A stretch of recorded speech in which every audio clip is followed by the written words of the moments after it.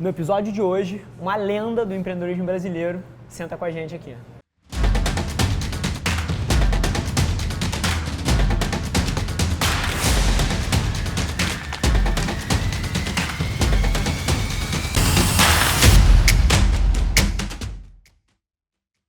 Fala galera e bem-vindos a mais um Extraordinário, hoje com o Pedro Conci aqui, seja super bem-vindo, Pedrão. Obrigado por ter aceito o convite aí, prazer enorme estar sentado contigo. Já tinha ouvido o teu nome de vários ângulos diferentes, várias pessoas mencionando sobre você, mas a gente nunca tinha trocado uma ideia, então seja super bem-vindo aí. Legal, obrigado aí Rafa, obrigado pelo convite, é um prazer estar aqui com vocês, dialogar um pouquinho, conversar aí com quem entende do negócio. Show! E mais uma vez, esse episódio aqui vai ser, já estou prevendo que vai ser um dos meus favoritos, porque a gente traz atleta, traz às vezes pessoas muito fortes de mídia, celebridades, essas coisas, mas os papos de business são os tipos de conversa que, assim, que o tempo voa para mim, que eu posso ficar assim, 10 horas sentado num domingo em casa, tomando uma cerveja e conversando sobre negócio. Então, as duas vezes que a gente teve empreendedores aqui, pessoas de negócio, foram os meus episódios favoritos e eu estou prevendo que esse aqui vai ser super legal, porque a história do Pedro é uma história fantástica. Falando nisso, inclusive, se isso aqui fosse o teu Gibi 001, assim, tua história começando para o 1% de brasileiros aí, de empreendedores e aspirantes que não te conhecem, se a gente tivesse que voltar no tempo e narrar a tua história de trás para frente, como é que seria um pouquinho disso, desde molecão lá? Legal. Eu nasci em Nova Friburgo, interior do estado, região serrana, em 87, sou da década de 80. 31, 30? Eu tenho 31, parei 31. de contar já há alguns anos, mas tenho 31 com carinha de 25, né? Idem. Mas deixa eu crescer a barba aí pra ver se eu pareço um pouquinho mais velho e ganho respeito pessoal. História da minha vida. Eu nasci em Friburgo então, e quando eu era muito pequeno, eu tinha uma irmã que era um ano mais velha que eu. Legal. Ela era muito falante e eu não falava, né? E meus pais achavam que eu era surdo, eu tinha alguma deficiência auditiva. E por conta então disso... Então não falava mesmo, assim? não falava, não fazia... Não falava, era tipo introspectivo, não, era extremamente introspectivo. Exatamente, então eu não falava até os 2, 3 anos mais ou menos. Meus pais achavam que eu tinha alguma deficiência auditiva. Tá. E minha mãe então ela passou a me dar livro, né? Já que eu não conseguiria de repente eventualmente me comunicar, né, por meio de som. Então, ao menos que eu tivesse afinidade com leitura, que aquilo ali teria alguma razão, né? Alguma questão de evolução minha pessoal. Interessante. Depois eu me mostrei naturalmente sem essa deficiência auditiva, mas a paixão da minha mãe pelos livros, né? Na realidade, não a paixão da minha mãe pelos livros, mas a paixão da minha mãe em me dar livro, né? Ela continuou, ela perdurou a minha infância toda. Então... E eram livros mais de história ou era tipo Gibi, Turma da Mônica? Cara, era tudo. Era tudo que livro que você pode imaginar, mas assim, era um ponto que eu não recebia presente que não fosse livro. Então assim, aniversário, Natal, Dia das Crianças, o único presente que eu recebia era livro, né? E eu tinha uma aversão a livro, né? Porque... e não era presente elaborado assim, mas um amigo ia lá, ganhava um peão, ganhava um carrinho. O livro. Eu ganhava livro, cara. Eu falava, porra, mãe, pelo amor de Deus, cara, não aguento mais ganhar livro. E até que uma vez, Papai Noel foi na escola dando os brinquedos que os pais tinham comprado, né? Crianças, spoiler, hein? Papai Noel não existe. Pois é, desculpe aí. Desculpa aí, quebramos logo você, cara. Logo o Pedro quebrando o sonho das crianças. Não, ele existe numa realidade paralela, né? Mas lá em Friburgo ele não existia ainda. E Papai Noel, então, ele foi na escola, foi num evento e ele ia dando os presentes para as crianças até que ele chegou na minha vez e ele me deu o livro, né? Eu falei, pô, seu Papai Noel... E nego ganhando o boneco do Batman, carrinho... Ganhando boneco, na época não tinha a tecnologia que a gente tem hoje, então essas crianças, o negócio era ganhar carrinho de fricção, ou capacete do bombeiro, da polícia. E na minha vez eu fui lá e ganhei livros. Eu falei, pô, seu Papai Noel, tu tá de sacanagem, né? Tipo, geral ganhando carrinho... Tu vai me dar livro? Aí ele, não, o livro é pra você mesmo, tal. E aí eu sei que eu fiquei, enfim, muito chateado, vamos dizer assim, com o Papai Noel lá. Quantos anos disso, mais ou menos? Devia ter uns 6 anos. Legal. Eu fiquei uns 5, 6 anos, eu fiquei na bronca com o Papai Noel, né? Peguei uma birra dele, né? E naquele dia foi uma frustração incrível com o Papai Noel, assim. Falei, cara, esse cara aí, pelo amor de Deus, ele não tá me ajudando, né? Tá me dando livro também. Mas acabou que assim, tanto de receber livro, em algum momento na escola aquilo começou a me facilitar. Então, eu via que meus amigos eles tinham que estudar mais do que eu. Interessante. Né? E eu tinha mais tempo então para poder fazer qualquer outra coisa, que fosse jogar bola, jogar videogame. E comecei a fazer uma associação meio lógica de que o fato de eu gostar mais de livro, o que eu gostar não, na realidade o fato de eu me relacionar mais com o livro, afinal eu ganhava sempre, diretamente aquilo relacionava à facilidade que eu tinha na escola. Então, quase que numa síndrome de Estocolmo, em que os livros eram os meus sequestradores, eu passei a ter uma grande afinidade por eles. Eu falei, cara, né, já que... Faz sentido isso aqui. Não tenho como vencer eles, né, eu vou me juntar a eles. Então, me juntei aos livros, passei a ser um obcecado por livros, obcecado em literatura geral, qualquer Você era coisa. excelente aluno na escola, então? Era excelente, quer dizer, excelente depende da perspectiva, né? Tá. Eu fui... Em custo-benefício, estudava pouco, tirava 8. Exatamente, mas para a escola eu não era um bom custo-benefício porque eu era o cara que perturbava a escola, né, com déficit de atenção, então estava sempre perturbando História alguém. da minha vida. Né? E fui convidado a me retirar mais de uma vez da escola. Spoiler, também fui expulso 2 vezes. Pois é, então essa foi a história, né? Então assim, é bom que você entende, tem empatia por quem sofreu isso aí. Então eu não conseguia ficar parado, tirava boas notas, mas os diretores falaram, cara, esse moleque aqui ele só interrompe, só atrapalha os alunos. Sim. Então ele tem que ser afastado daqui. Por quê? Porque a escola em algum momento, né, e a gente depois vai chegar mais pra frente e falar sobre educação, mas a escola passou a ser uma coisa muito entediante para mim, porque assim, a escola ela é feita para o average, né, para a média. Então Sim. assim, você não pode... O professor ele não pode dar uma aula muito complexa. Pro cara acima nem pro cara abaixo. Exatamente. Sim. Então, assim, no final das contas, quem que é a média? Quem é a média, possivelmente, talvez seja uma pessoa só, né? Ou sequer nenhuma. Então, a escola, para mim, era uma coisa que me entediava muito, né? Mas eu gostava muito de estar lá por causa dos amigos que eu tinha, brincar, né? Jogar futebol, paixão também de sempre. Então, eu passei a ter essa relação com os livros, né? A relação com a escola, assim, tinha uma fricção. Né? E no ensino médio, os professores eles começaram a falar que pelo fato de eu ler, eu conseguia escrever também com alguma facilidade, que eu deveria enveredar pelo caminho do direito, o caminho jurídico. Então, porque quem sabe falar, quem sabe escrever, tem que ser advogado. Que conselho de merda, né? Que conselho de merda, né? Sim. Mas vamos lá, mas de toda forma, para mim, na época, eles eram as autoridades do assunto, então Sim. assim, já que o professor está me falando, aquilo aí deve fazer algum sentido. Ainda mais num momento que, assim, o que tem na nossa cabeça é dúvida, né? Você está sendo forçado a escolher o seu futuro, você não sabe como o mundo roda. Exatamente, e isso era início dos anos 2000, então assim, a internet estava começando a se democratizar, a gente não tinha tanto acesso quanto a gente tem hoje à informação. Com certeza. Então, a gente ainda estava muito pautado, ainda mais na cidade interior, estava muito pautado na engenharia, na medicina, no direito, na administração, então eram as faculdades básicas, né? Que é um modelo antigo para você se dar bem na vida, né?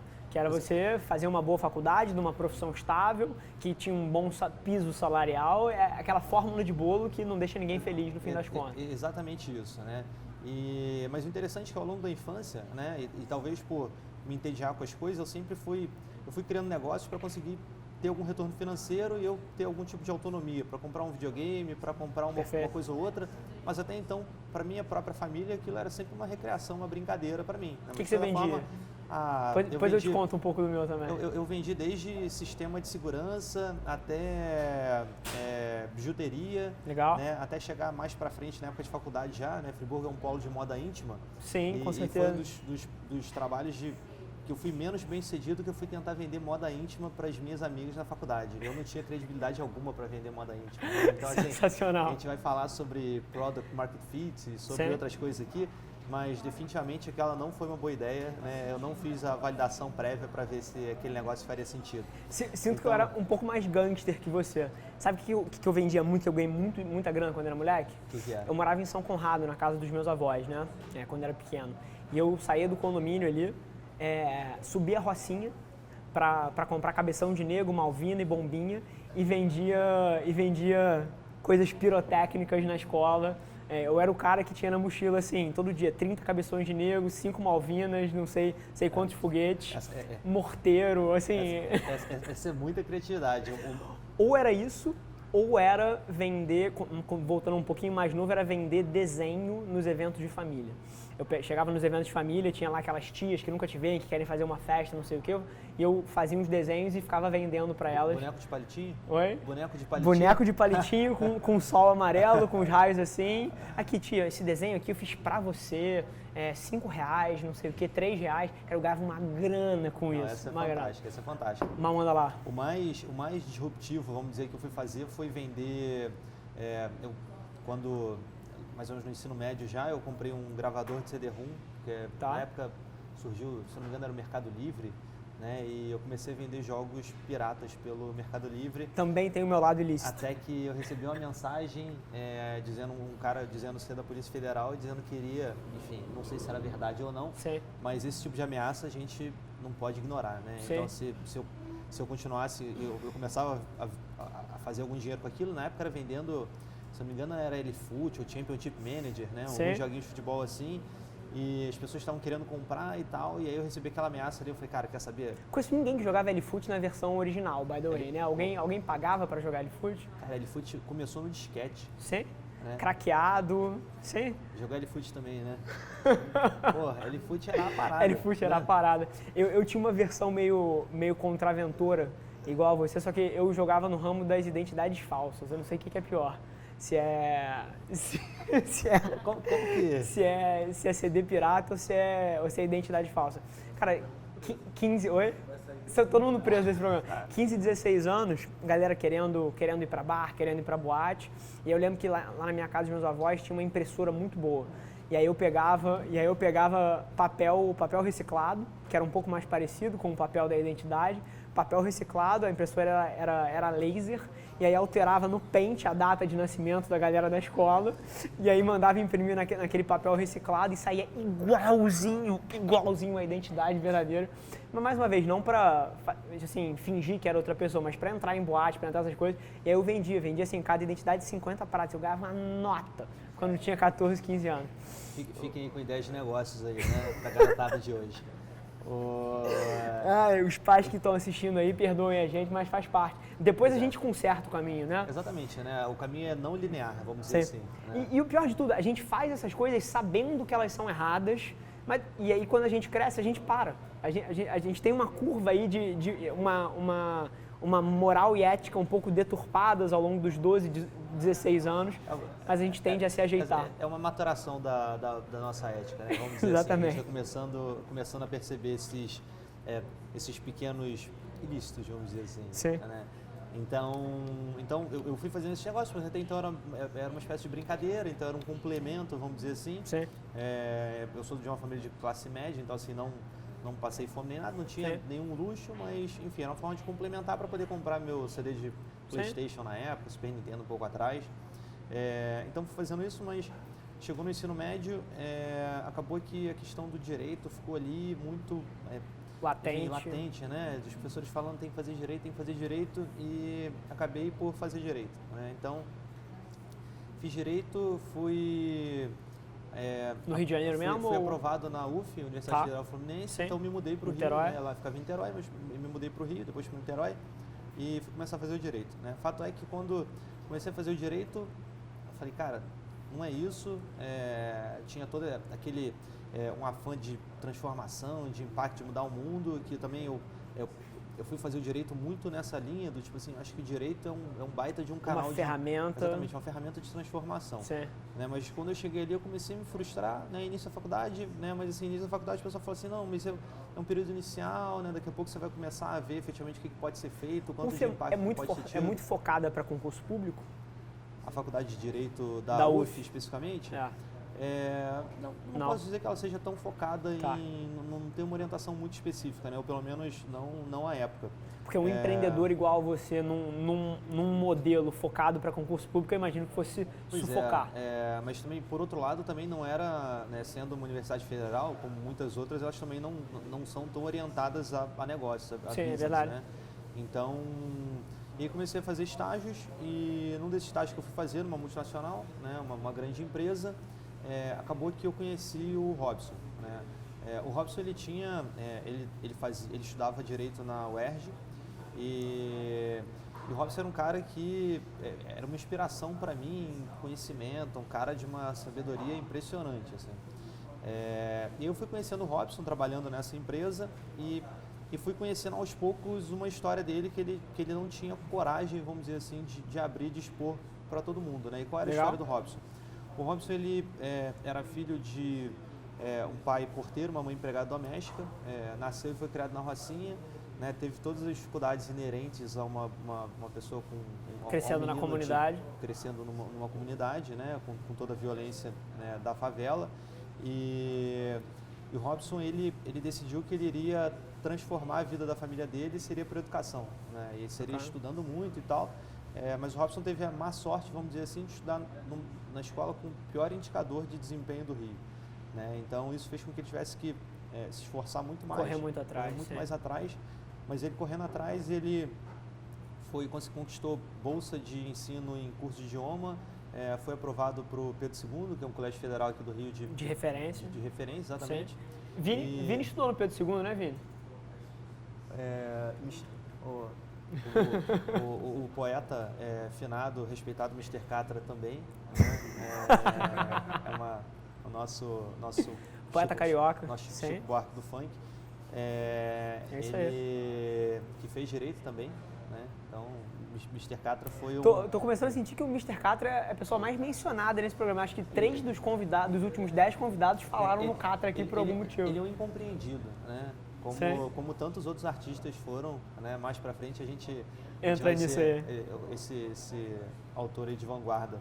Mas o Robson, então, ele passou pro Pedro II e no Pedro II ele teve bastante dificuldade para acompanhar. Então, para ele conseguir acompanhar o desempenho de outros alunos, ele foi na própria Rocinha, foi fazer um aprendizado num contraturno, uma organização não governamental, uma ONG, mas acabou que ele foi vendo que a melhor forma dele aprender seria ensinando, e ele passou a ensinar crianças, né? Legal. Então ele passou a ensinar crianças nesse contraturno delas, que é o momento posterior à aula, então elas ele vão pegava lá, o conteúdo que o Pedro II apresentava para ele e como forma dele estudar, ele ensinava para outras pessoas. Sobre matérias diversas, pois é. Tá. Então assim, ele começou a pegar uma paixão, uma afinidade grande pela questão da educação.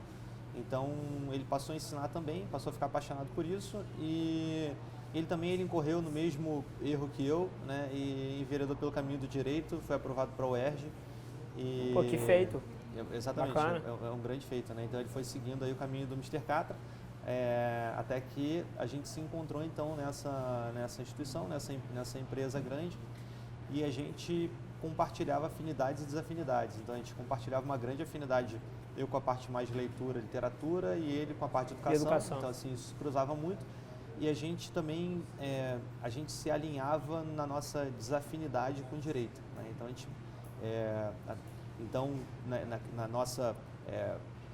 nessa nossa grande paixão, propósito de transformação, querer fazer alguma coisa diferente, né? A gente fala, cara, será que é pelo direito mesmo, né? Será que a gente está fazendo a coisa certa?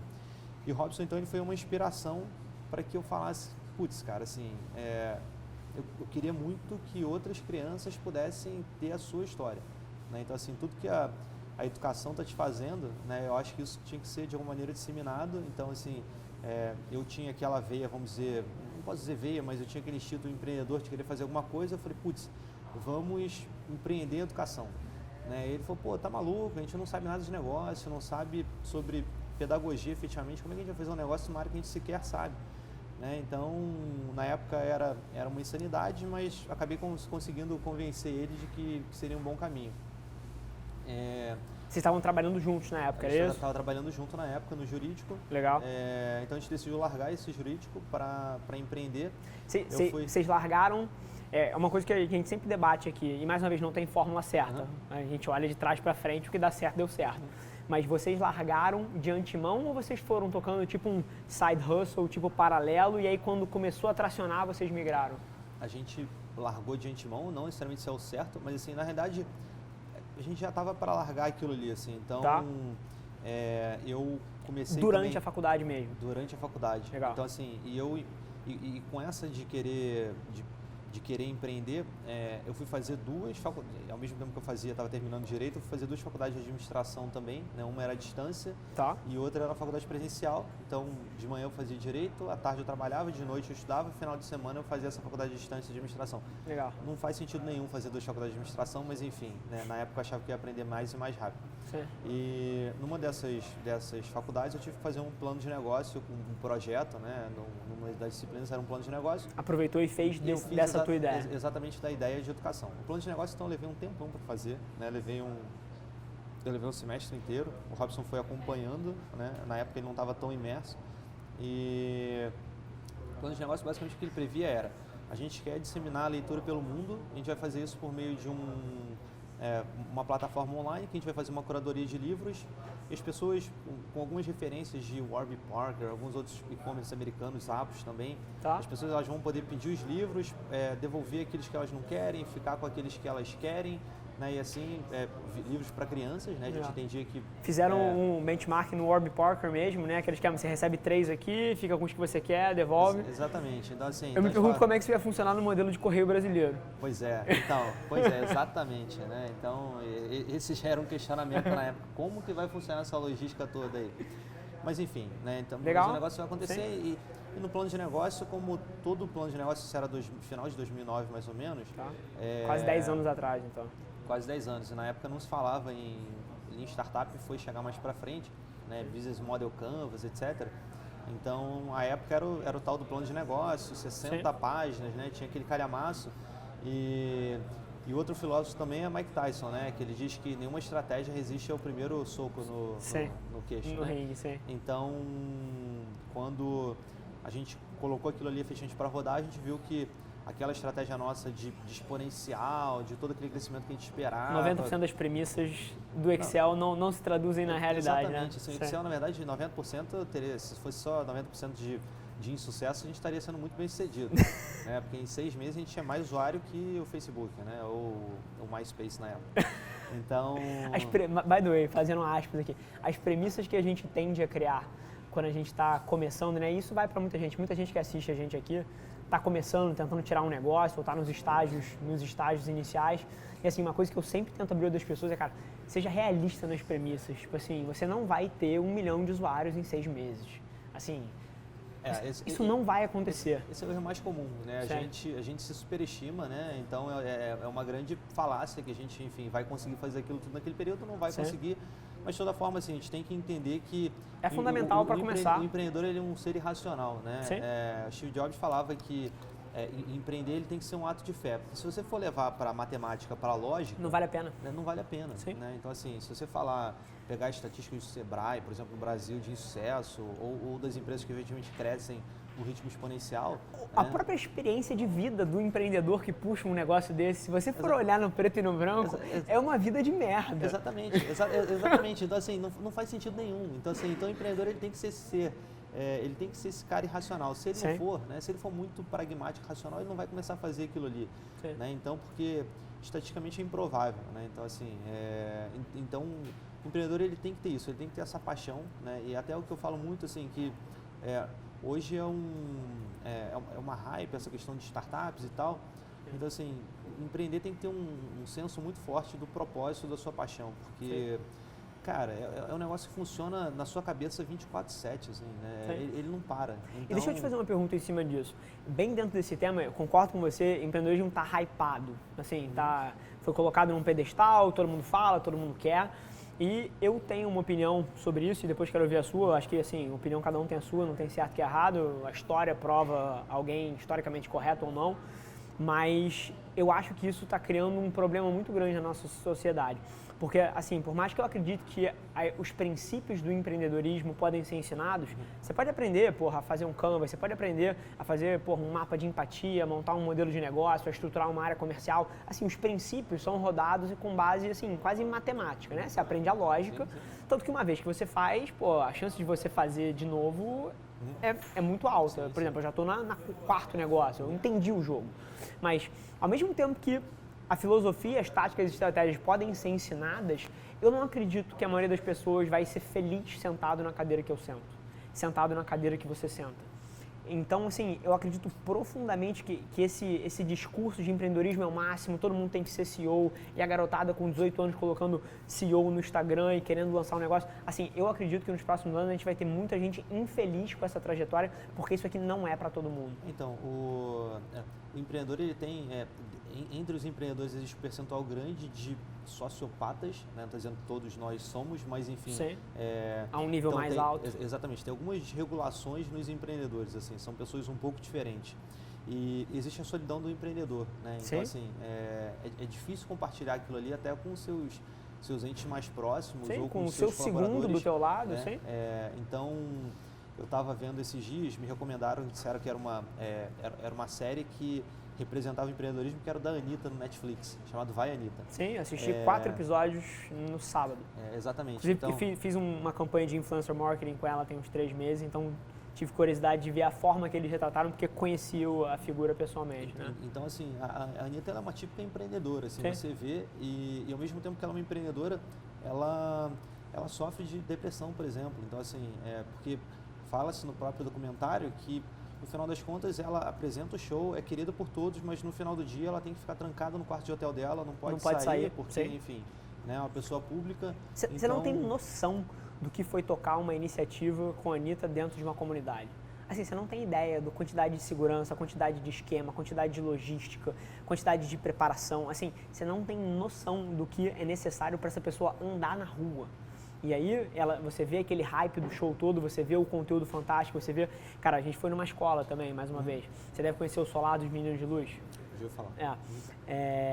Assim, as crianças ficam alucinadas quando veem ela, mas assim, é uma vida diferente e é perfeita a sua analogia, claro que em proporções diferentes. Exatamente. Então, assim, nós não somos a Anitta, né? Sim. Não temos tantos seguidores assim, mas assim, essa solidão é a solidão. Sim. Que o empreendedor ele sofre, né? Então, assim, no final das contas, ele está ali pensando, sofrendo, angustiado, né? Sim. Então, assim, é difícil compartilhar ou até manifestar aquilo que está sentindo para terceiros, para outros. Eu tenho uma história que me marcou muito, eu devia ter uns 12 anos de idade, mais ou menos. 12 não, 14. E eu estava em casa, cheguei de uma pelada, estava jogando bola, segunda, terça-feira, tinha um futebol lá no condomínio. E aí, estava jogando bola e eu lembro de eu chegar em casa e eu ver o meu padrasto chorando. Chorando. Assim, chorando sozinho na sala. Porque, cara, os negócios estavam indo muito mal, tava dando muito problema, ia ter que demitir gente, cara, tava acumulando dívida, não tinha perspectiva de pagar. E assim, te garanto que nenhum dos outros, e na época a empresa devia ter, cara, sei lá, 100 e varada funcionários, cara, nenhum dos outros funcionários estava em casa sentindo aquela pressão, sentindo aquela angústia. Isso não traduz nem para o segundo no comando, nem para o terceiro. Isso é o negócio do cara do topo. E é muito disso que você está falando. Pois é, então assim, empreender tem o tal do leap of faith. Quanto tempo tem aí? 1 minuto? Show. Então, você está falando do leap of faith, né? Que é dar um salto de fé aí. Dar um salto de fé. Então assim, empreender é um salto de fé. Então a gente começou isso em 2009, né? Colocou no ar e quando a gente colocou no ar viu que não era daquele jeito que a gente esperava. Então, com todas essas nossas premissas, elas foram, uma a uma, elas foram se desconstruindo. Qual foi a premissa que você errou mais, assim, que era o pilar principal da tua estratégia que estava muito errada? Divide com a gente aí. Crescimento acelerado nos primeiros 6 meses, né? Isso é absolutamente irracional. Então, assim... momento de ajuste, assim... Assim, eu acho que talvez uma das questões também muito importantes, até o Steve Blank, que é o Papa do empreendedorismo acadêmico. Sim. Em português é o... Manual do Empreendedor. Manual do Empreendedor. Né? A gente pressupõe, né? A gente entende que a gente sabe o que os nossos usuários, os nossos clientes, eles efetivamente querem. Não podia ser mais errado. Exatamente. Então, assim, você acha que você sabe. E, por exemplo, assim, se você falar, eu sei o que as crianças querem porque eu já fui criança, isso não faz o menor sentido. Eu sei porque tal grupo quer porque isso também não faz o menor sentido, né? Então, essa é uma grande falha inicial da pessoa. Qualquer projeto. De qualquer projeto de quem está começando a empreender, que é achar que entende. Então, tem todo o processo do Customer Discovery, né, do descoberta do cliente, né, que o Steve Blank ele fala. Então, assim, o que a gente fez na época foi parecer mais intuitivo, mais óbvio, que era, a gente tem o grande objetivo de fazer com que as crianças leiam e escrevam. Né? Tá. A gente entende que essa é uma abertura para um novo universo para as crianças e a gente quer fazer isso, mas a gente não sabe como que a gente vai fazer isso. Então, onde que tem criança? Né? Onde que as crianças estão concentradas? Escola. Em escola. Né? Então, já que a gente não está sabendo fazer isso pelo meio virtual, que a gente tinha lá a nossa lojinha, né? Ainda não tinha Twitch na época. Não tinha... O Twitch, eu acho que o Twitch estava começando... Não, eu digo Twitch, o lugar que as pessoas assistem os outros jogando videogame. Você já viu isso? Twitch, não. Twitch? Não. Twitch é uma plataforma de streaming. É a plataforma que eu sou mais bullish atualmente em termos de consumo de mídia. as pessoas assistem as outras jogando videogame. Já tem alguma coisa perto de 200 milhões de usuários mensais ativos. Foi comprada pela Amazon esse ano por 2 bilhões de dólares. E o fascinante dessa plataforma é o nível de consumo. Desses 100 milhões de usuários mensais ativos, metade deles passa mais de 20 horas por semana na plataforma. A média diária é 3 horas por dia. As pessoas assistindo as outras jogando videogame. Isso é muito doido, né? Muito doido essa transformação aí, né? De, enfim, a gente começar a assistir isso não é tanto da nossa época, mas enfim, né? Então lá estava nas escolas. Né? A gente começou a bater de porta em escola para entender o que são os seus desafios, né? Então assim, acho que foi um passo para trás nosso no sentido de identificar uma escola como parceiro estratégico ali no processo. Assim, a gente tem que assumir a nossa ignorância, né? Então assim, a gente sair do nosso pedestal de entendedor do negócio, entendedor do usuário, vamos partir do princípio de que a gente não entende absolutamente nada, vamos perguntar para quem sabe sobre isso, sobre o processo educativo, que é a escola. Perfeito. Então a gente passou a ir nas escolas, perguntar quais eram os desafios delas, e a gente começou a criar soluções para esses desafios. A gente hoje até brinca que a gente era uma consultoria educacional, mas na época a gente era um faz-tudo de escola. Faz-tudo porque se a escola falasse que a questão dela era alguém para se fantasiar de mascote e fazer gracinha, a gente estava fazendo. Colocar. A gente estava fazendo o que tivesse que ser feito para a escola, que era ajudar na organização de evento, feira de livro, fazer algum tipo de oficina, contação de história, peça de teatro. Então assim, cara, manda um desafio, a gente mata no peito, vai devolver para você.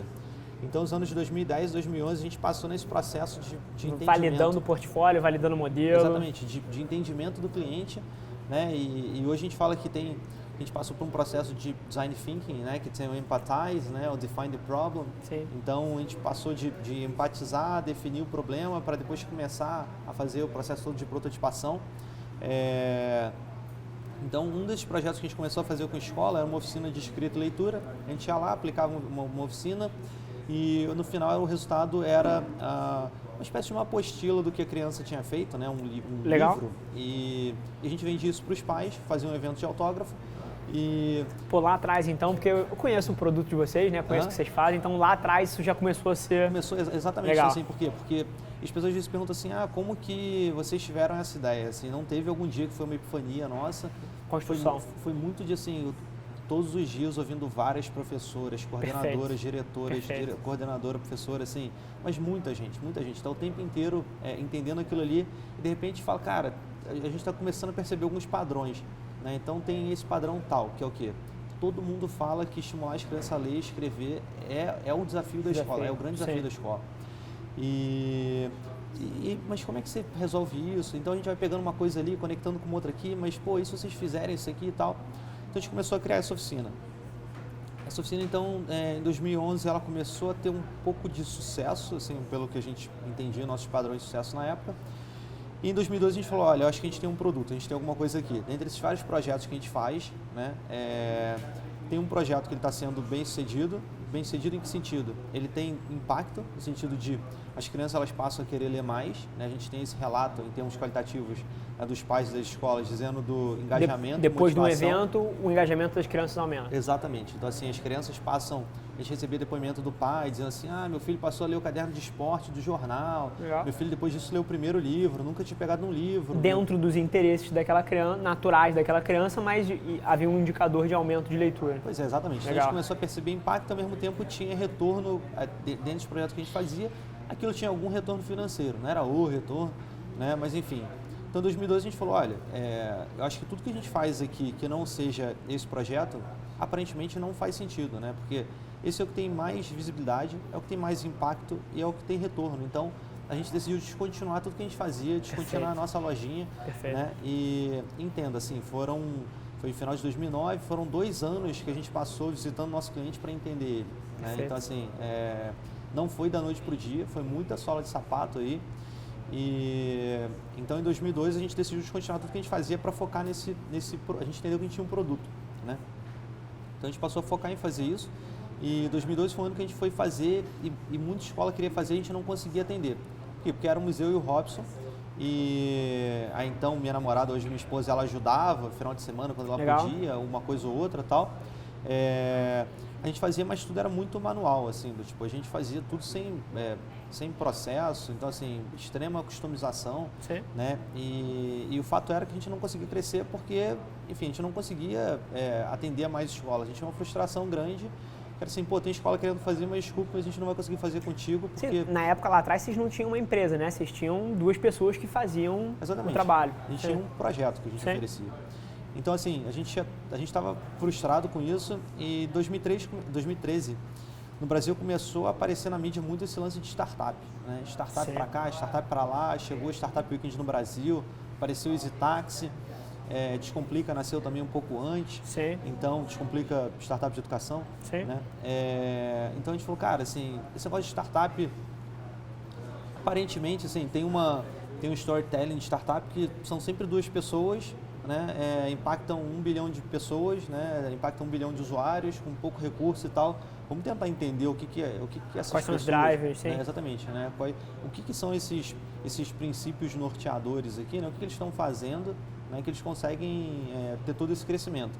Então a gente começou a participar obsessivamente de tudo que tinha de startup, né? Então qualquer evento, não só no Rio, de onde a gente mas em outros estados, a gente começou a participar e começou a ouvir muito dos empreendedores de startup, né? O que a gente falava que a gente estava fazendo, qual era a nossa missão, nosso objetivo, o que a gente está fazendo de errado, assim, né? O que a gente tem que fazer para a gente ter esse crescimento.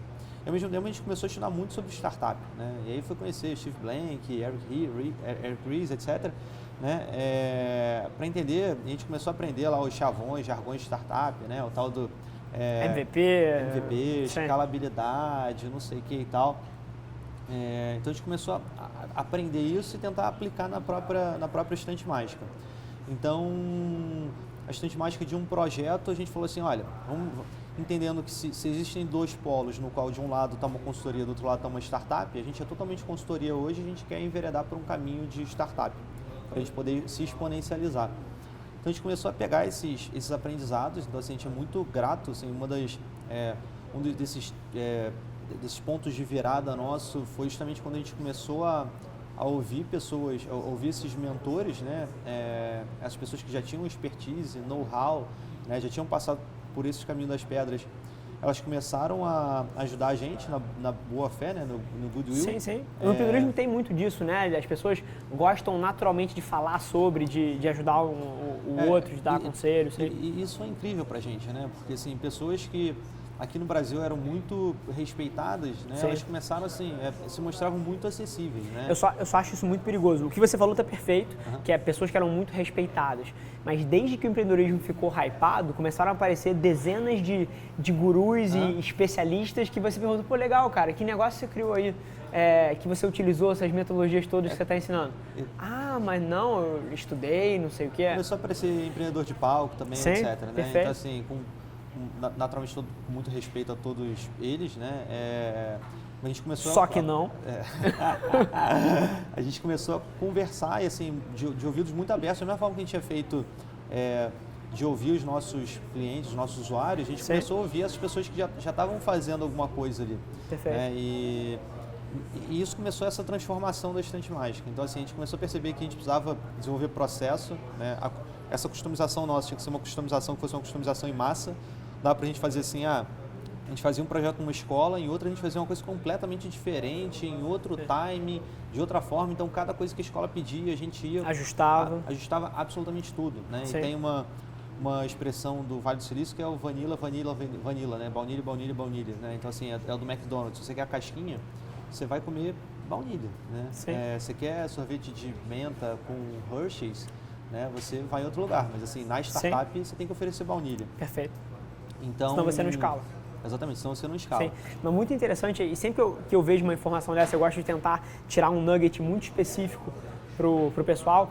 A minha história é muito parecida com a sua, porque quando eu entrei nos negócios da família, 5 anos atrás, igual a você, eu olhei para aquilo e eu vi, cacete, eu não tenho o conhecimento necessário para fazer o que eu preciso fazer.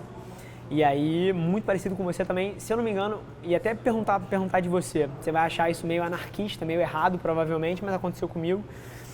Nos meus primeiros 2 anos de carreira, se eu não me engano, eu li de 300 a 350 livros.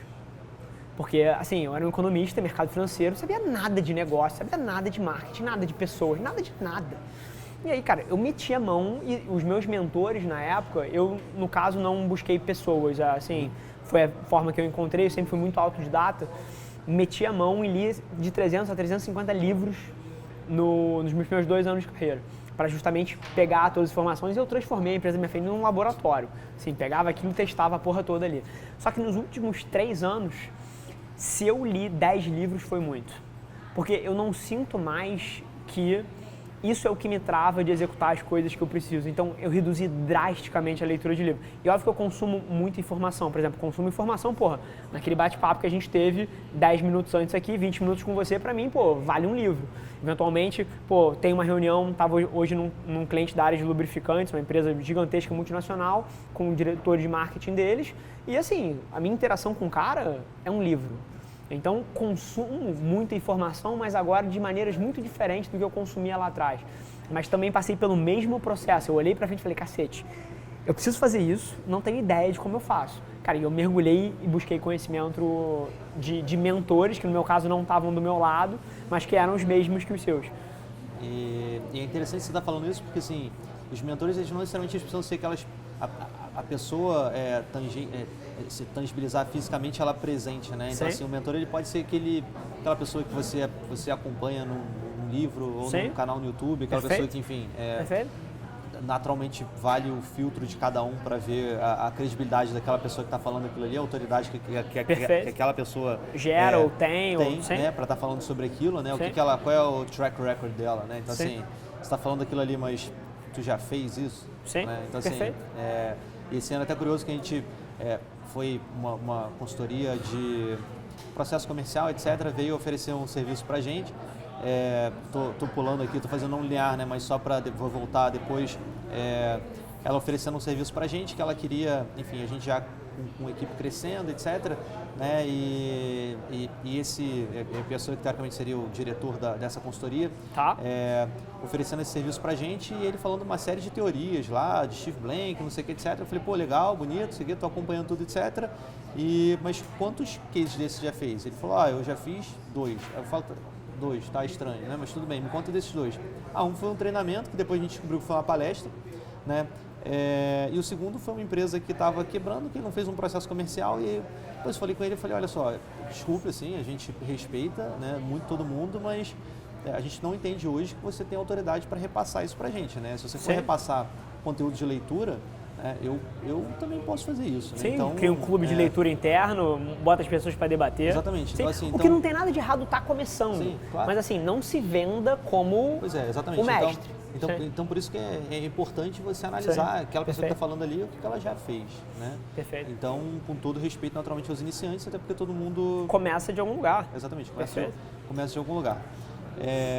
Então, voltando a 2013, a gente começou a participar de ecossistema de startup e tal, começou a ter alguns mentores, algumas pessoas que foram acompanhando a gente também, e a gente percebeu a necessidade de trazer uma pessoa de tecnologia, né? Legal. Assim, então, tecnologia seria um instrumento de alavancagem para a gente. Né? Sem dúvida nenhuma, é um pilar estratégico do teu negócio. Exatamente. Então, no final de 2013, mais ou menos, a gente trouxe essa terceira pessoa de tecnologia, e essa pessoa ajudou a fazer com que o que era uma oficina, que a gente tinha presencialmente na escola, se transformasse numa plataforma. Né? Então, assim, passou a ser uma ferramenta online, né, que as escolas elas poderiam ter acesso e elas mesmas aplicariam em suas salas de aula, né, com os seus alunos. Então, aquilo que a gente estava fazendo, a gente passou a dar acesso para escolas do Brasil inteiro poderem fazer também. Passaram a vender ferramenta e metodologia, né? Exatamente, a gente passou a fazer ferramenta e metodologia. E ainda entendendo a escola, né, a gente começou oferecendo a ferramenta e depois a gente começou a perceber que os nossos usuários eles queriam mais do que aquilo, né? Eles queriam que a gente pudesse ajudar em orientação até para os seus professores, em conteúdo didático e pedagógico aos seus professores. Então a gente começou a aumentar essa nossa proposta de valor, que tem uma teoria até de um autor que a gente gosta bastante, o nome dele é Geoffrey Moore, do Crossing the Chasm. Sim. Ele fala do whole marketing, né? Você começa com um núcleo, com um centro muito específico e você vai começando a perceber os mercados tangentes. Exatamente, os mercados tangentes, né? Como que você preenche isso aí para você começar a expandir também o seu próprio mercado. Sim. Então a gente começou a ouvir isso das escolas. A gente começou a oferecer, então, oferecer projetos pedagógicos, planos de aula para os professores poderem aplicar em sua sala, né? E aí até o que se transformou em Estante Mágica hoje. Então, assim, estou fazendo agora uma longa história mais curta, né? De 2014 para cá que a gente entrou no ritmo do exponencial efetivamente, né? Legal. A gente começou a nossa... Vocês estão com mais de 100 funcionários atualmente, né? Exatamente. Então, assim, em 2014 a gente fez a nossa primeira contratação, a gente contratou a nossa primeira colaboradora. Em 2015 nós terminamos o ano com 8 pessoas. Tá. 2016 terminamos com 16 pessoas. 2017 terminamos com 34, né? Então 2017 foi final do ano passado, 34. E hoje nós estamos aí com, eu parei de contar, mas a gente está aí com 110 pessoas mais ou menos, né? Falo isso porque vez ou outra entra gente aqui, entra gente ali e tal. Então a gente entrou nesse ritmo do exponencial, não só de pessoas, mas também de receita, né? E alguns outros resultados, alguns outros indicadores nossos. E é interessante, até na sua fala, eu sinto a mesma coisa, assim, dá um orgulho do caralho, né? Tipo assim, você olhar, você olha pra trás, você vê as equipes, você vê os times, você vê aquela máquina que há 5 anos atrás era uma ideia maluca na cabeça de um cara na faculdade e você vê esse negócio materializado. Na hora que você fala, dá pra ver o seu olho girando ali, passa aquela história de 5 anos num segundo só. Isso é um orgulho enorme você ver que aquilo ali está começando a acontecer e mais, assim, que aquele sonho que você tinha é compartilhado por outras pessoas também, assim, que outras pessoas começam a acreditar naquilo ali. Você fala assim, nossa, então assim, que era eu sozinho pensando, né, nós sozinho, né, no caso eu e o Robson, sonhando com aquilo. Se tornou um sonho coletivo. Então, assim, tem uma série de pessoas que compartilham desse nosso sonho, dessa nossa missão, dessa nossa visão também. Então é um orgulho muito grande e essa trajetória nossa, a gente vem crescendo, a gente chama de bootstraps, né, com investimento próprio. E algumas pessoas perguntam se a gente escolheu crescer por esse caminho. E tem a pergunta bonita e tem a resposta bonita e tem a resposta real, né? Então, assim, o bonito é o que a gente decidiu, sim, crescer por recursos próprios. E o real é que lá atrás, lá em 2013, 2014, que a gente participava... Ninguém quis investir. Ninguém queria. Então, assim, era um negócio que as pessoas olhavam e falavam, pô, isso não vai crescer nunca, né? Então, ninguém tinha interesse, então a gente conversava participava desses eventos de startups, de bancas, etc. Né? Competição de funding, essas coisas. Exatamente. Fala assim, cara, esse negócio não tem a menor capacidade de crescer, não vai escalar, não sei o que, etc. Enfim, hoje em dia é muito gostoso provar todo mundo errado, né? Exatamente, né? Então assim, a gente vai guardando um pouco disso aí, assim, sem rancor nenhum a ninguém. De maneira nenhuma. Não trabalha para isso, naturalmente. Mas para a pessoa certa, isso é um fogo lá dentro. Exatamente. Então, assim, a cada um que vai desafiando, você vai falando assim, cara, não, né, eu vou superar isso aí. Então acho que vai ser mais um obstáculo. Mas ao mesmo tempo, e aí que eu acho que vem o empreendedor, porque assim, qualquer um pode empreender. Sim, cara, qualquer pessoa pode estampar 3 camisas e vender para os amigos. É um empreendedor. Mas assim, existem tipos e tipos. O empreendedor que cresce é o cara que tem um DNA diferente. É um cara que, toma um não do mercado e tem ego suficiente, mais uma vez, não ego numa palavra ruim, de uma maneira ruim, mas tem ego suficiente para acreditar mais na visão própria dele, nas evidências que ele tem, que ele está metendo a mão, do que a opinião de um cara que olhou de fora durante 15 segundos e julgou o teu projeto não válido. Então, eu acho que o empreendedor ele precisa de uma dose, que você colocou perfeito, de sociopata, de assim, é a minha visão, eu tô vendo isso aqui, foda-se que você não vê, mas eu vou fazer isso aqui, vou construir, e a cada não que você toma, você soma mais um pontinho e você vai mais forte para a próxima. Então, essa é uma característica inerente ao empreendedor de sucesso, que é a resiliência, né? Então, assim, é a capacidade de você cair, levantar de novo, e dia após dia. Então, assim, não tem...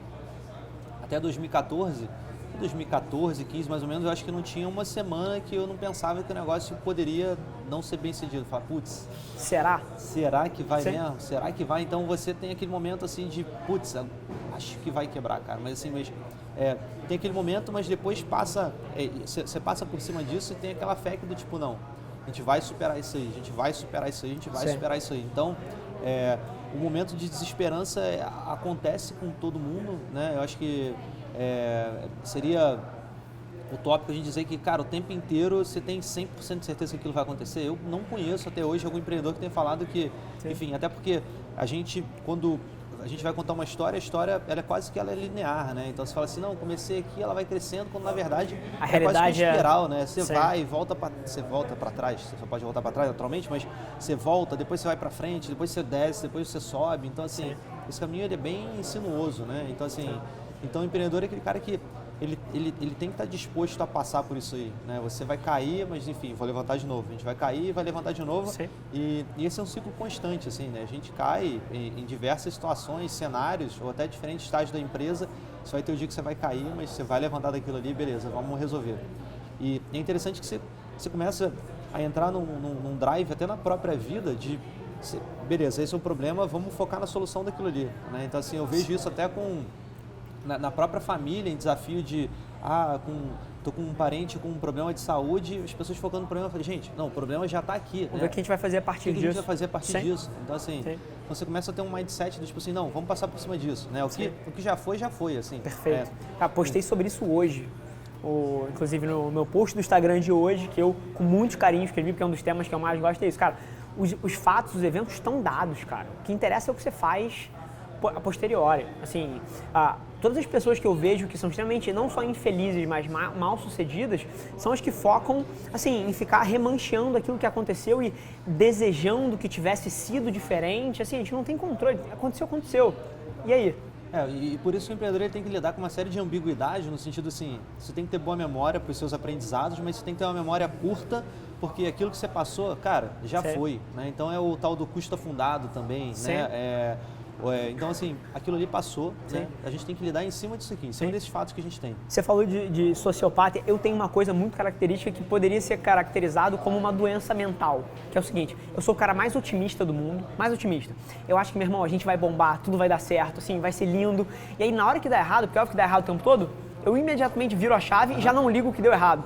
Então, assim, eu sou capaz de assim, é até ambíguo falar isso, porque eu falo para as pessoas não criarem expectativas, mas eu tenho, assim, ambições e sonhos e, meu irmão, e expectativas sobre a forma que eu quero que as coisas aconteçam, mas na hora que elas não acontecem, imediatamente eu viro a chave, eu não fico um segundo naquele lugar ali de, poxa, e se tivesse dado... Não, eu viro a chave e já sou otimista de novo dentro desse novo cenário ajustado. Isso aí, eu acho que você tem que estar constantemente se ajustando, né? E você, em algum momento, você começa a trabalhar com esse mindset. Não, beleza, isso vai acontecer, eu vou me ajustar. Eu vou passar por aquela dificuldade, eu vou me ajustar. Vai ter um obstáculo ali. E eu vou me ajustar. A gente vai se ajustar. E depois de um tempo você entende que você sempre se ajusta.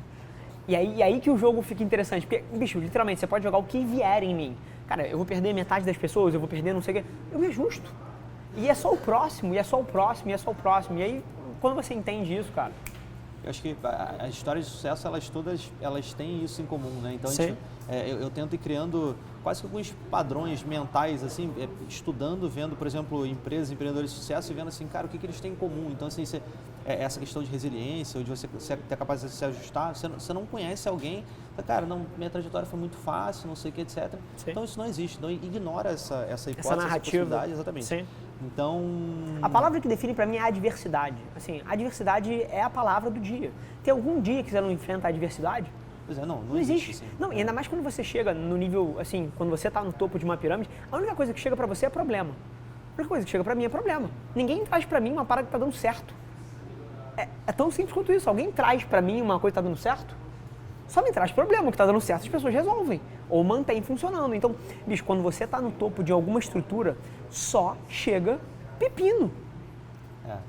É muito isso aí, né? Sim. Então a gente já começa a se acostumar, né? Então você acaba vivendo naquele cenário, aquele é o seu cenário quase que padrão. Sim. Né? Então, a gente mágica falando do nosso crescimento, né? A gente foi crescendo então na base desse bootstrap, né? Esses recursos próprios e naturalmente assim de 2 anos, 3 anos mais ou menos para cá começou a aparecer esses fundos, a gente começa a conversar e tal, né? Mas a gente conseguiu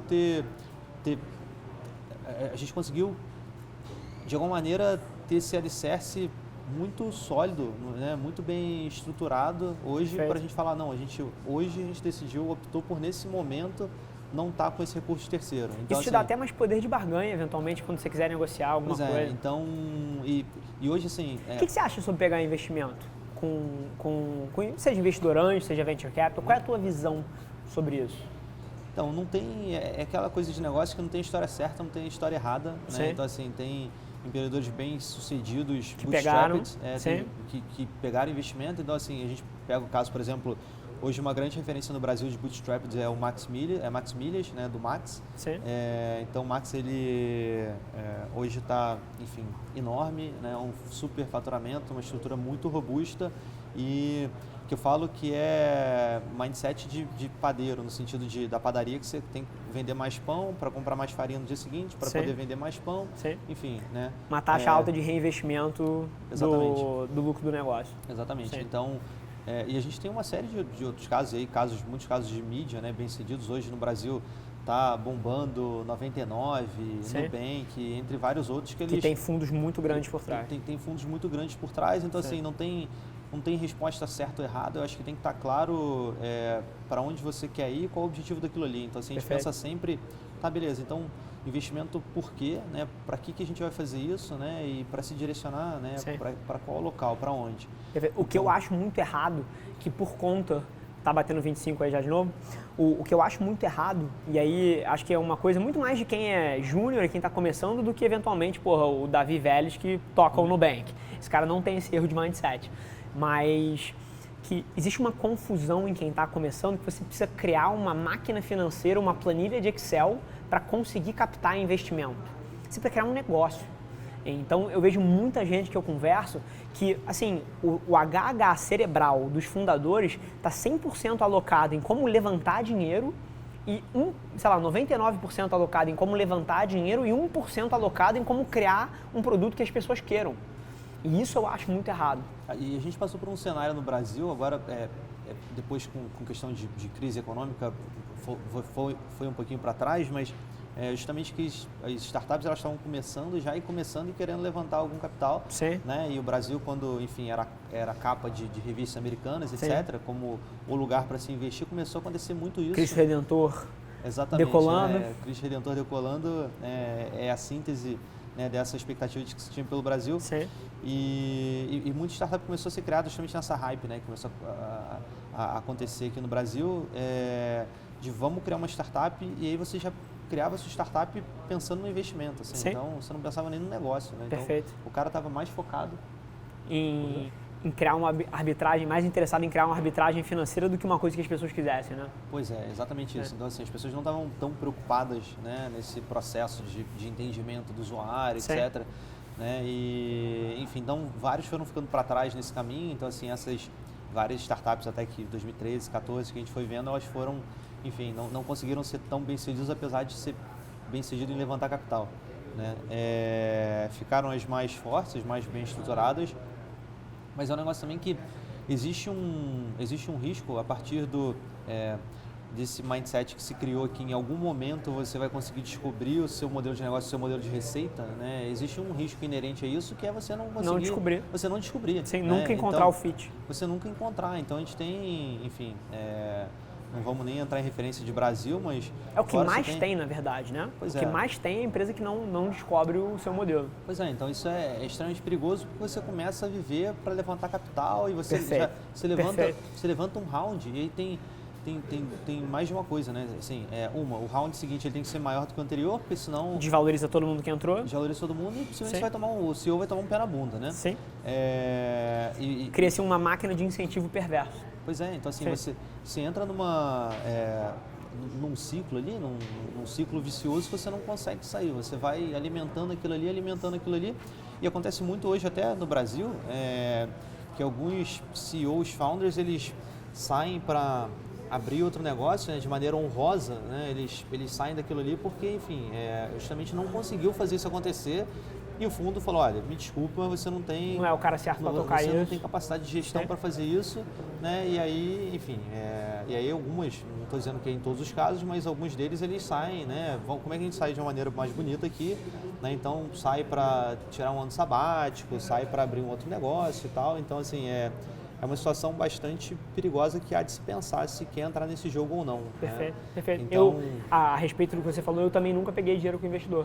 Cresci 3 negócios muito, estou começando o 4º agora, cresci 3 negócios muito, tudo com o próprio dinheiro do fluxo de caixa gerado. Assim, na hora que você entende o teu negócio e entende como criar margem para sustentar o teu crescimento, assim, é aí que você entendeu o business de fato. Assim, qualquer gênio levanta 5 milhões, qualquer gênio torra 5 milhões de reais. Assim, para gastar 5 milhões de reais não é muito difícil. Agora, para você criar um modelo que gere o dinheiro que você precisa para trazer o crescimento, aí que você conhece de negócio de fato. Pois é, então eu acho que esses fundos, eles naturalmente eles contribuem para o ecossistema de startups, né? Para isso acontecer de alguma forma, eles são importantes, são relevantes também, né? E eles dão... E assim, se por um lado essa questão da hype ela é perigosa, né? Porque começa a entrar porque é empreendedor, porque aquilo ali é bonito, né? Mas por outro lado fomenta esse ecossistema, né? Fomenta Sim, com certeza. Justamente o crescimento desse cenário de startups, sim, de inovação, de tecnologia, assim, que é fundamental para o futuro do Brasil. Então você vê países muito pequenos, né? E justamente porque não tinham como crescer a não ser por serviço, então Israel, né? Sim. É uma grande referência. Estônia. Estônia, exatamente. Né? A Estônia é um país pequenininho. Né? Que é uma referência em tech. Né? Ou você pega Israel, que é do tamanho de Sergipe, né? Como Israel, né? Que foi criado no meio do deserto, né? Ele consegue criar unicórnios. Né? Então, assim, então quando você passa a valorizar tanto a parte intelectual das pessoas, começa a oferecer mais educação para que as pessoas possam criar produtos e serviços com alto valor agregado, né? Que é o caso do Waze, a grande referência, a grande referência de Israel. Israelita não, israelense. Então o Brasil ainda carece, né, esse ecossistema. A grande verdade é que é muito difícil abrir uma empresa no Brasil, cara. Custo trabalhista, processo, burocracia, assim, isso aqui é surreal. Assim, vamos colocar os pingos nos is, é surreal você abrir um negócio. Eu tenho uma história, cara, e assim, foi na segunda empresa que eu fui abrir. Quando eu fui abrir o CNPJ da empresa e tava dando, não é impedimento, meu Deus, caramba, qual é o nome do termo?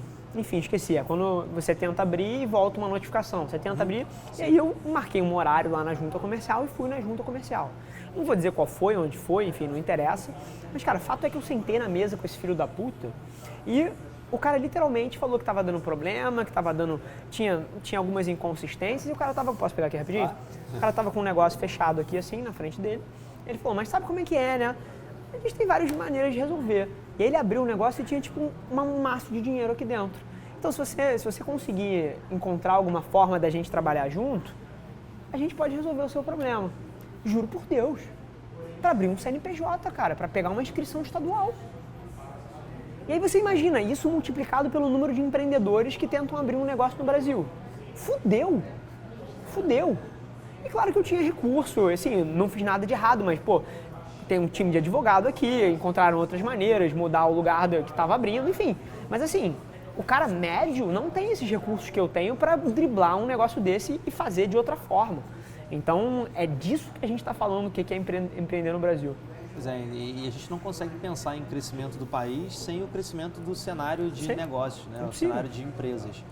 Emprego puxa demanda, puxa consumo, puxa crescimento, puxa educação, puxa tudo. E hoje, assim, justamente as startups, elas são responsáveis por quase metade da geração dos novos empregos. Perfeito. Né? Então, assim, essa questão do crescimento rápido, né? Então, o exemplo aqui de vocês, ou da própria Estante Mágica, a gente está acelerando, né, o processo econômico. A gente está fazendo o quê? Isso aqui tem 4 meses. Tem 40 cabeças aqui. Então, a gente está fazendo que as pessoas tenham ou a primeira oportunidade, uma das primeiras oportunidades de trabalho dela, né, os jovens, né, onde existe uma massa muito grande de pessoas que num país em que temos em torno de 12 milhões de desempregados, né, então são justamente as empresas hoje que estão gerando esses postos de trabalho. Perfeito. Então é importante que tenha esses grandes players, né, esses venture capitalists, que eles possam alimentar, né, que eles possam fazer com que isso aconteça efetivamente. As pessoas devem estar estimuladas para fazer isso. Então, fechando aí a história da Estante, o que a Estante é hoje em dia para as pessoas que não conhecem? Dá um resumão assim. Legal. Do que vocês fazem, porque é um projeto maneiríssimo. Inclusive, 10 minutos antes da gente começar aqui, estava falando que o meu braço direito num outro negócio acabou. Semana passada teve um evento da Estante na escola da filha dele e eu estava almoçando com ele me contando o quão diferente é o evento, porque mais uma vez, o que você conseguiu criar, mais uma vez, a agência de publicidade, muito bacana, assim, a gente pode ser muito bom, mas tem várias. O que a Estante faz, não tem. é só a estante. Você está literalmente jogando sozinho. Você criou um nicho para você, onde só você joga. Então fala um pouquinho para a pessoa média aí que não sabe o que é estante, o que vocês fazem, onde é que vocês estão aí. A gente trabalha para fazer com que as crianças elas leiam e escrevam. Então nós desenvolvemos uma plataforma educativa que oferece às crianças a oportunidade de publicar o seu próprio livro. Né? Cara, tem ideia que é isso? Tipo assim, a garotada com 8 anos publicando o próprio livro, tendo um livro impresso, vocês fazem evento de lançamento, noite de assinatura. Exatamente, né? Então como é que funciona? Nós temos uma plataforma com conteúdos pedagógicos e didáticos que a gente disponibiliza, oferece de maneira gratuita às escolas, escolas do Brasil inteiro, e elas aplicam então esses conteúdos, elas consomem e aplicam esse conteúdo em sala de aula, né, para fazer com que a aula tenha mais motivo, ela possa engajar mais as crianças. E a criança, nesse processo de aprendizagem, né, que a gente tem uma série de temáticas como inteligência socioemocional. Esse ano a gente teve uma temática, por exemplo, de Copa do Mundo, que foi uma das mais requisitadas aí pelas escolas. Bacana. Então as crianças elas passam por esse tema, tem esse processo de aprendizagem em cima dessa temática e elas escrevem e ilustram a própria história daquele aprendizado que ela está tendo. Legal. A Estante Mágica então transforma isso em livros virtuais, né, que são os e-books, e a gente oferece como presente, né, tanto para os pais, né, para a família, quanto para a escola. Então, os familiares eles têm acesso a isso, a escola tem também, e tudo de maneira gratuita até esse momento. E como é que é o modelo de receita nosso, né? Como é que a gente monetiza isso? A Estante Mágica ela oferece aos familiares, aos amigos, né, aos parentes em geral, a oportunidade de eles comprarem o livro no formato impresso. Perfeito. Então, eles encomendam esses livros, né, impressos, a Estante Mágica produz e assessora a escola para fazer um evento de autógrafo. Então, foi isso que o André Santiago teve um evento de assinatura de autógrafo das crianças. Exatamente. Então, assim, algumas escolas, a gente é parceiro de uma série de livrarias, casas de festa pelo Brasil. As escolas, então, elas fazem nesses espaços, né? Algumas escolas fazem na própria escola. Tem escola, por exemplo, que ela faz na praça da cidade. Então, assim, tem muitas escolas de interior, né? Vai lá o prefeito, o secretário de educação, né? Vai a banda da cidade. E para a galera ter uma noção de escala, se eu não me engano, você já produziram mais de 200 mil livros, não é isso? Com esse ano, até ano passado, tinham sido 240 mil títulos. Sensacional. Histórias individuais, né? Individuais, 240 mil títulos. Contando com esse ano, já são mais de 500 mil títulos. Já é mais de 500 mil de livros escritos que já tiveram a oportunidade de publicar o seu próprio livro.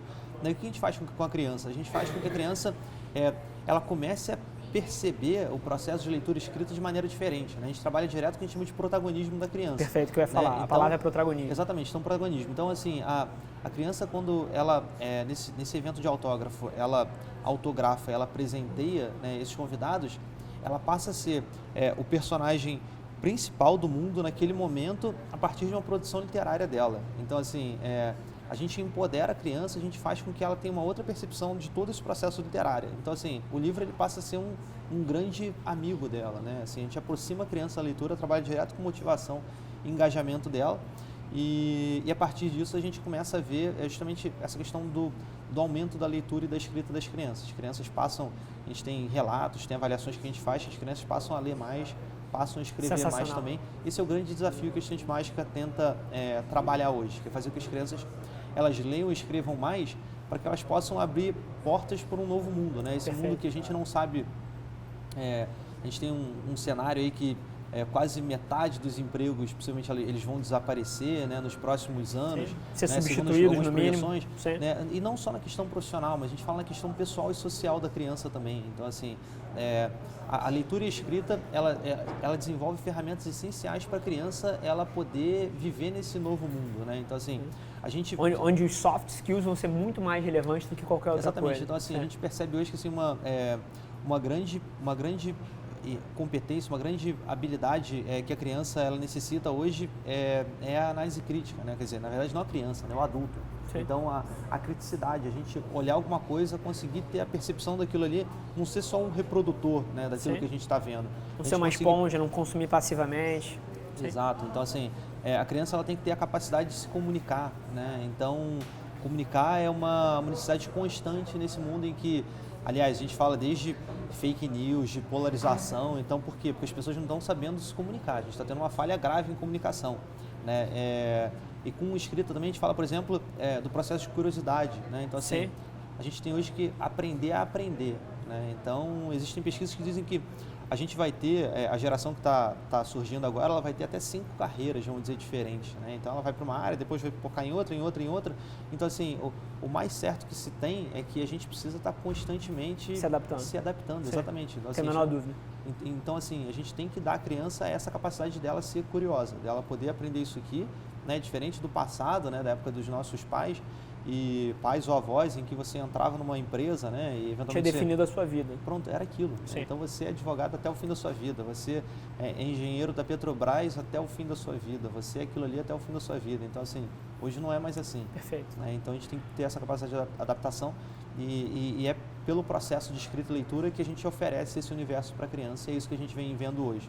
Perfeito. A gente mais que hoje atua, então, em escolas do Brasil inteiro, né? E escolas também de América Latina, são escolas de Argentina, México e Colômbia, né? A gente começou esse ano esse processo de internacionalização, a gente começou a ver muita escola de fora querendo desenvolver o projeto, e a gente fez uma visita nesses 3 países, né? Nesses últimos 2 anos, e viu que existiria uma aderência muito forte. Assim, os desafios que eles têm lá são desafios muito parecidos com o que a gente tem aqui. E a gente tem uma visão, a gente tem um sonho grande, né? Naquela linha de sonhar grande, sonhar pequeno, o custo é o mesmo. Sim. A gente quer impactar 1 bilhão de crianças até 2030. Legal. Né? Então, é criança pra caramba até lá. E a gente quer chegar, então, esse é o nosso caminho. A gente começa por América Latina, depois a gente fala de países de desenvolvimento. Hispânicos. Sim, provavelmente é um pulo rápido, né? E a gente fala, e assim, a gente quer chegar em Índia, China, isso que eu ia falar. Nigéria. Então, assim, são países em que as pessoas, elas efetivamente necessitam disso aí. Então, esse é o sonho grande da estante, esse é o nosso grande propósito, é o nosso why, né? Por que a gente existe? A gente existe porque a gente quer transformar a realidade desse mundo, e é assim que a gente vai fazer isso aí. Sensacional. Né? Pedrão, então, prazer te ter aí. O Filipão separou 3 perguntas aí que a galera mandou pro Pedro, né? Isso aí. Show. Deixa eu fazer uma pergunta. Quer cortar agora? Vou cortar aqui, fica só as perguntas. Show. Você falou de país em desenvolvimento. Essa xícara aqui é da Tanzânia. Pintada à mão por uma tribo lá da África. Eu estive lá em 2016. Mas, enfim, só uma curiosidade aleatória. Filipão, separou 3 perguntas aí que a galera mandou? Solta a primeira aí pra gente. A primeira pergunta é do Natan Miranda, ele pergunta o seguinte: como se manter motivado diante das adversidades e desafios que temos, né, como a educação no Brasil? Sensacional. Acho que a gente já entrou nesse tema aí algumas vezes ao longo do começo da nossa conversa. E um dos maiores erros que as pessoas cometem é sentar no sofá com um amigo e pensar um projeto e achar que vai ser tudo flores, né? Eu acho que qualquer pessoa que tenha construído alguma coisa sabe que o caminho é muito diferente disso. Mais uma vez, a gente encontra outras felicidades, a gente aprende a tirar satisfação de outros tipos de experiências. Mas a diversidade é o caminho, né? Então, respondendo a pergunta do Filipão aí, quem foi que mandou? Show. Mais uma vez, repete a pergunta pra gente aí. Como se manter motivado? Fechado, motivação. E assim, eu acho que essa pergunta é muito individual. Cada pessoa tira motivação de alguma coisa, pode ser que tenha pontos individuais, mas de onde você acha que você tira a sua? O que funciona para você? Motivação pra gente motivação está diretamente relacionada a propósito, assim, é o que faz a gente acordar todo dia, sair da cama, né? Perfeito. E hoje nós vamos. Então, assim, hoje esse sonho grande que a gente tem, né? Que a gente tem escrito na parede e na própria testa quase, que é de impactar 1 bilhão de crianças até 2030. Então, assim, um cenário Brasil e mundo também. Então, quando a gente fala de Brasil, o Brasil hoje é o 59º país entre 70 países no ranking de leitura entre crianças. Então, assim, o Brasil tem muito avanço que a gente pode fazer, né? E a gente não vai conseguir desenvolver o nosso país se a gente não passar por esse melhor aprendizado na parte de leitura e escrita. Quando a gente fala de mundo, né? No mundo todo a gente tem 250 milhões de crianças que não têm capacidade básica de leitura e escrita quando elas já deveriam ter. Perfeito. E o que é mais preocupante é que 2/3 dessas crianças elas estão na escola. Né? Então, assim...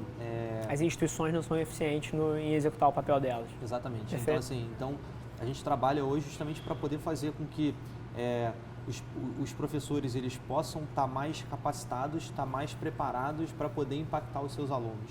Né? Então, a motivação que a gente tem diariamente é fazer com que essas crianças, efetivamente, elas sejam transformadas. Porque assim, o empreendedor, se ele pensar na questão financeira, talvez não faça tanto sentido. Alguma coisa tem que ter um propósito por trás. Sim. Né? Você já se encontrou desmotivado alguma vez ao longo dessa trajetória aí? Desmotivado, não sei se é exatamente o termo. Assim, a gente se encontra em algumas situações no momento duras. Exatamente, no momento de dificuldade que você fala assim, putz. A sua palavra definiu tudo, é por um momento. Eu acho que esse é o grande lance. Assim, eu também me vejo muito nessa pele. Assim, desmotivação por longos períodos, acho que qualquer pessoa que tem um propósito um pouco claro de vida, acaba não ficando. Você pode ficar 12 horas, 6 horas, 48 horas. Se for um pepino muito grande, uma semaninha tá valendo. Mas concordo 1000% com a tua resposta. Acho que é levantar a poeira e vamos lá, vamos fazer o negócio acontecer. Sim. E vejo muito isso em mim. E eu, assim, encontrei certas maneiras de me trazer para isso, porque uma coisa que eu identifiquei ao longo dos anos é que, de vez em quando, a gente se perde um pouco. Não perde o propósito, mas a gente, no meio do furacão do dia a dia, a gente, às vezes, perde perspectiva do que a gente está fazendo. E é instantâneo, sempre funciona para mim, tipo assim, o que eu estou fazendo? Por que eu estou fazendo? Bacana. A hora que eu me relembro disso, o meu dia já flui instantaneamente. Eu acho que a motivação, e aí eu vejo várias pessoas que têm esses ciclos de depressão e se encontra desmotivado, é porque perde perspectiva das coisas. Ou você nunca se deu perspectiva e não sabe o que está fazendo, e aí, você merece ser desmotivado, assim, você nunca fez o básico ali para ter motivação, mas até as pessoas, assim, como eu e você, que tem regras mais claras, tem objetivos mais definidos, a gente às vezes se encontra em lugares mais escuros. E aí o que funciona muito para mim é sempre tirar a lupa dos eventos micros e olhar assim, para tudo que está acontecendo, de um olhar mais macro, ver o quanto andou, ver tudo que está dando certo. Eu acho que perspectiva dá muita motivação também. A maioria das vezes que eu me pego não tão energético, são os pequenos momentos onde eu perco perspectiva das coisas, do que realmente importa, do que eu estou fazendo. Isso, falou tudo aí sobre Filipão, motivação. Segunda pergunta aí. Vamos lá, a segunda pergunta do Thiago Moraes. Ele pergunta o seguinte: qual o principal obstáculo que você encontrou no começo do seu empreendimento? Manda pra gente. Essa não tem muito rodeio, não tem muita introdução. O principal obstáculo para iniciar o empreendimento foi... Cara, deixa eu tentar tirar uma... E assim, é curioso que essa pergunta, ela é até frequentemente feita. Eu acho que a cada vez, talvez, se o pessoal vai achar que eu tenho algum problema aqui psicológico, porque assim, a cada momento eu respondo uma coisa diferente. Sim, acho que o que está mais latente. Mais latente, exatamente. Sim. Então assim, eu acho que para começar, talvez Geralmente cai em dois ciclos, né? Ou é recursos, às vezes as pessoas culpam os recursos, ou recursos internos, né? Geralmente cai num desses dois quadrantes. Acho que assim, um desafio é o seu círculo social, né? A sua família, as pessoas que estão próximas a você, você tem que, de alguma forma, você tem que convencer eles que o que você está fazendo faz sentido. Porque, afinal, você passa muito do seu tempo, né? Ou o seu tempo que você quer que seja um momento proveitoso com aquelas pessoas. Perfeito. Você chega no final de semana, né?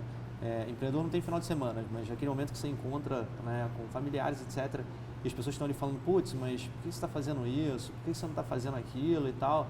Né? Então, assim, esse é um obstáculo grande de você falar assim, cara, não, estou fazendo isso porque aquilo, né? Estou fazendo isso porque aquilo. Então, esse é um desafio grande, né? Você tem que ter uma estabilidade emocional muito forte, né, para fazer com que os outros entendam aquilo ali, né, por mais que discordem, ou eventualmente se discordarem, você tem que estar confortável com aquele desconforto. Aquele conflito. Exatamente, sim. Aquele conflito. Então, assim, Perfeito. eu acho que poder ultrapassar esse desafio, essa desconfiança do círculo social mais próximo, é um dos principais obstáculos iniciais. Depois a gente tem uma série de outros aqui, se a gente for falar de Brasil, de burocracia, a gente vai falar de entendimento do cliente, tem uma série de desafios também que são inerentes ao negócio. Mas eu acho que você tocou no principal. Eu acho que, assim, qualquer pessoa que mergulha de cabeça, como você mergulhou, como eu mergulho, como eu mergulhei, você vai encontrar essa fricção nos lugares que eventualmente são as coisas mais importantes pra gente. Você é casado também, né? Então, dentro de casa, com seus pais, com seus amigos mais próximos, assim, que não entendem às vezes, por que você não pode ir para um bar na quinta-feira? E assim, e até gera atritos reais. E eu sempre tento tratar isso com empatia, assim, eu sei de onde ele está vindo. A maioria das pessoas que se preocupam ou que cria alguma restrição desse sentido, está vindo de um lugar onde ela quer o nosso melhor. É isso. Só que assim, ninguém vê a nossa visão e às vezes, principalmente no começo, a gente tem dificuldade de comunicar isso para fora.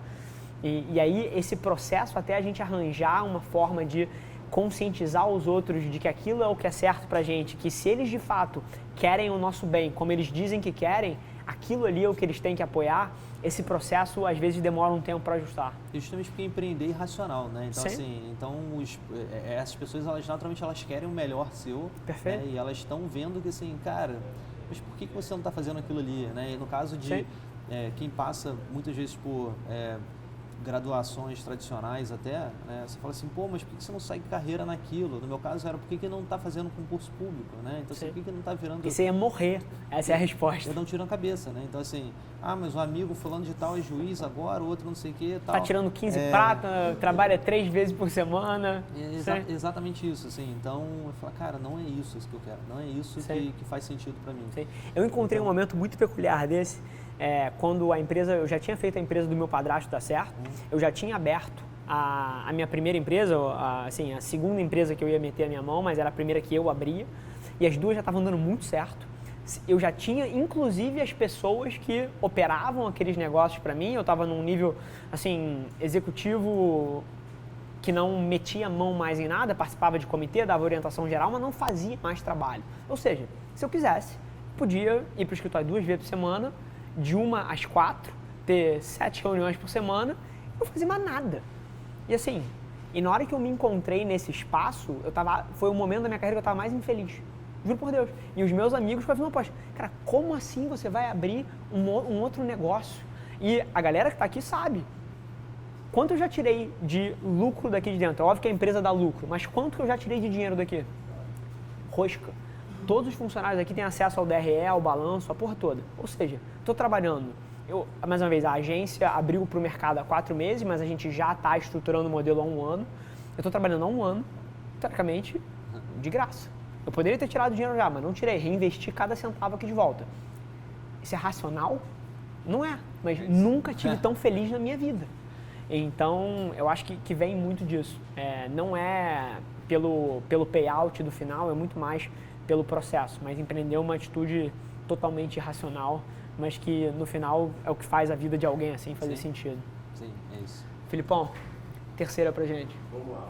A terceira pergunta é da Natália Miranda. Ela pergunta o seguinte: se você fosse começar um negócio do zero atualmente, com todo o seu conhecimento, o que você começaria? Hoje eu não consigo me ver em outro lugar a não ser na área de educação. Assim, sou um apaixonado, aficionado, eu vivo por educação e... Flerta com alguma ideia hoje em dia de ter um segundo, alguma outra coisa? Então, na realidade, numa perspectiva mais pessoal até do que profissional, né, eu vou criando grandes ciclos de planejamento. Eu estou com 31 anos, eu crio o meu agora até os 40. Legal. Né, e até os 40 eu tenho a intenção de tirar 1 ano para poder viver experiências educacionais em alguns rincões do mundo, assim, alguns lugares, vamos dizer, alternativos, para ver como que uma pessoa no interior da Nigéria, perspectiva, perfeito. Ela está conseguindo impactar os seus alunos, né?